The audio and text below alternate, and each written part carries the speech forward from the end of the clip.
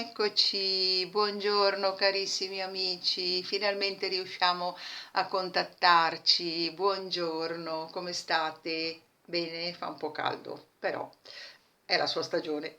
Allora, noi andiamo avanti ogni giovedì con le nostre buone notizie. Oggi la nostra buona notizia vi porta a Padova, ci porta a Padova. A Padova perché è una bella notizia di quella città. Intanto Padova è una bellissima città dell'Italia, chissà quanti di voi ne hanno sentito parlare, chissà quanti di voi l'hanno anche visitata. Padova è, come dire, mi viene in mente, Padova è famosa per alcune cose. La prima cosa che mi viene in mente è la Basilica di Sant'Antonio, questo grande santo universalmente riconosciuto, un santo a cui affluiscono centinaia e centinaia di pellegrini, perché sembra proprio essere un dispensatore di grazie e di miracoli. E questa è una cosa. Tra l'altro io l'ho vista la Basilica del Santo e insomma è piena, piena di pellegrini. Ogni momento è una fila interminabile di pellegrini e di persone che chiedono al Santo. Secondo, Padova è famosa perché Giotto, che è il nostro pittore, uno dei nostri pittori per eccellenza, cioè il genio, ha lasciato a Padova un affresco mirabile nella Cappella degli Scrovegni, e anche lì i turisti da tutto il mondo arrivano per ammirare questo cielo stellato, pieno di lapislazzuli, pieno di questo blu meraviglioso che Giotto ci ha lasciato. E un'altra cosa per cui Padova così è famosa è che è sede di un'università abbastanza importante e quindi è ricca di studenti. L'antica appunto Patavium già era sede di università ai primi, durante il Medioevo, e anche adesso ci sono molti studenti che arrivano a Padova per studiare. La notizia di cui vi parlo oggi si intitola La cucina brigante. Adesso vi spiego che cos'è. Prima vi dico qual è lo slogan della cucina brigante. Lo leggo perché anch'io me lo voglio ricordare. Recupera, ridistribuisci e cucina. Allora, la cucina brigante si tratta di un'associazione di volontariato messa in piedi da alcuni studenti, da alcuni ragazzi che desideravano, come dire, condividere un ideale. Qual era l'ideale? In pratica erano due. Erano, prima di tutto, recuperare, ridistribuire e appunto frutta e verdura. Recuperare il cibo, ridistribuirlo, soprattutto frutta e verdura, poi vi spiego perché. E il secondo obiettivo era la cucina. Allora, recuperare frutta e verdura cosa vuol dire? Vuol dire che da 4 anni a questa parte, cioè da quando è nata l'associazione, ogni venerdì mattina i ragazzi partono, vanno ai mercati generali della città, il mercato, l'ortomercato praticamente, ritirano tutto ciò che non è stato venduto per quanto riguarda la frutta e la verdura, e quando tornano in città organizzano dei piccoli mercatini a offerta libera in alcuni punti della città.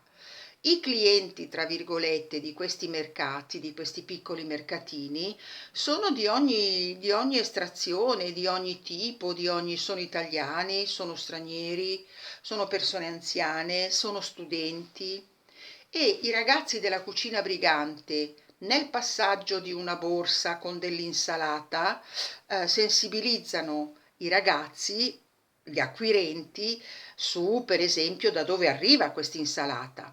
Oppure nel passaggio di un sacchetto di pomodori sensibilizzano le persone che acquistano il pomodoro sul fatto che se questi pomodori non fossero stati acquistati da loro, chissà che fine avrebbero fatto.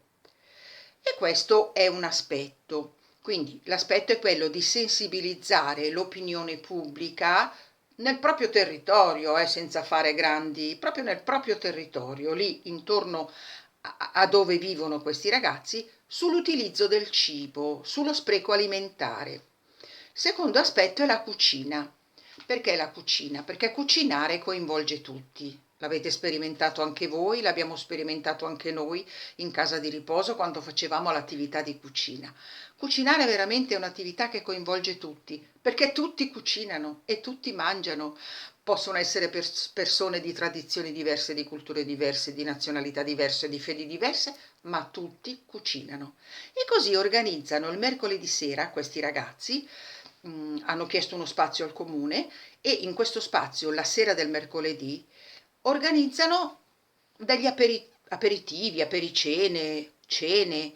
Chiunque può andare a dare la propria mano, è ben accetto. Nel momento in cui tutti cucinano, affettano le patate, affettano le zucchine, i ragazzi dell'associazione sensibilizzano le persone sull'uso del cibo che non va sprecato. Si instaura un dialogo, si instaura un rapporto, si promuove una consapevolezza del cibo che è importante, secondo me. E poi viene allestito questa piccola cena, questo aperitivo, eccetera, e chiunque può, tra virgolette, acquistare con una piccola offerta quello che è stato cucinato dai ragazzi. Questa iniziativa a me è sembrata bella, anche se circoscritta, però tutte le cose partono dal proprio territorio e dai bisogni del territorio e dai ragazzi, dalle persone che intercettano questi bisogni.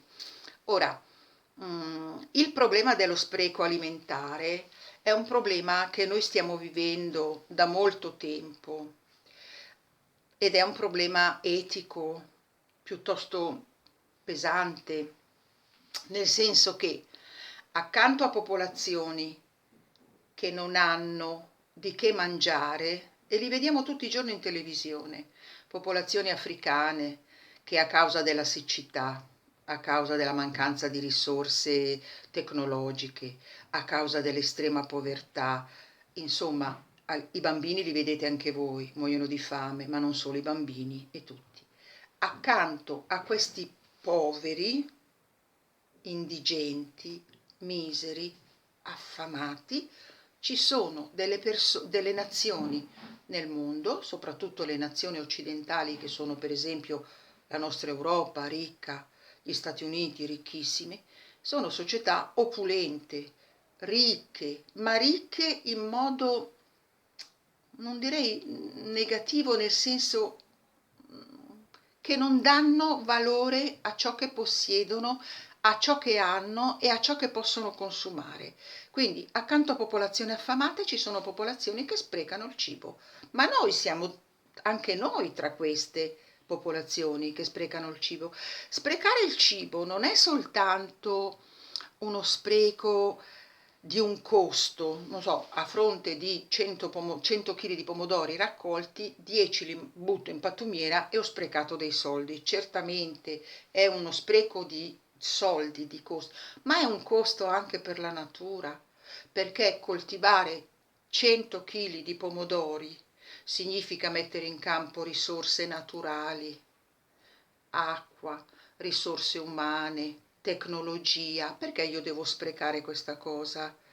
Deve entrare in noi la consapevolezza che il cibo deve essere usato con, con consapevolezza, mi viene da dire, cioè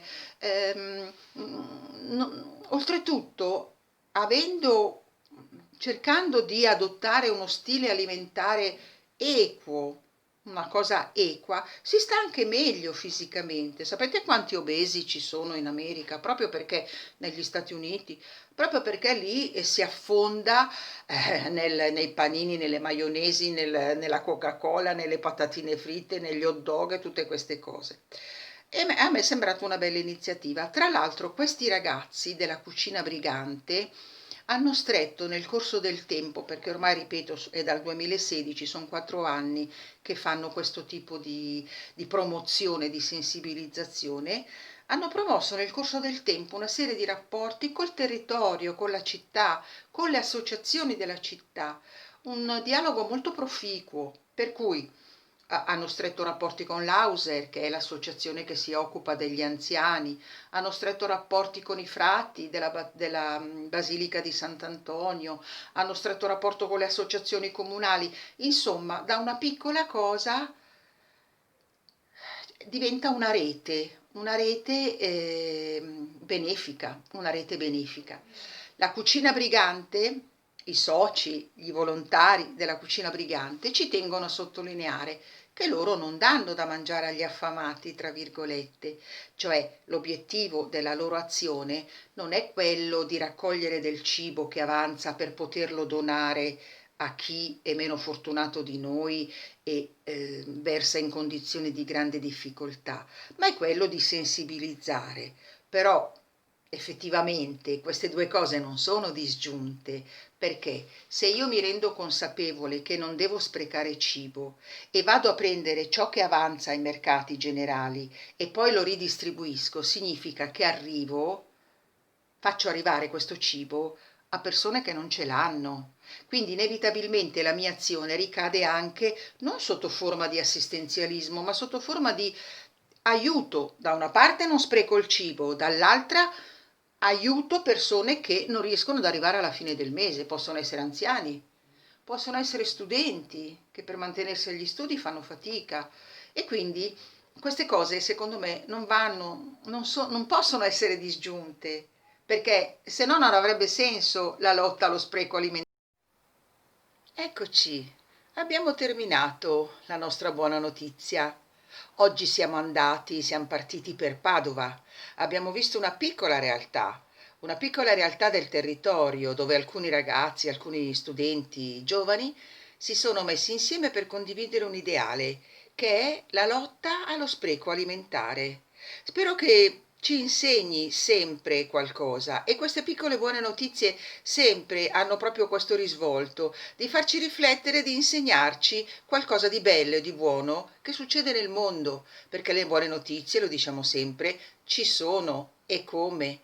Un arrivederci, a presto a tutti voi. Ciao!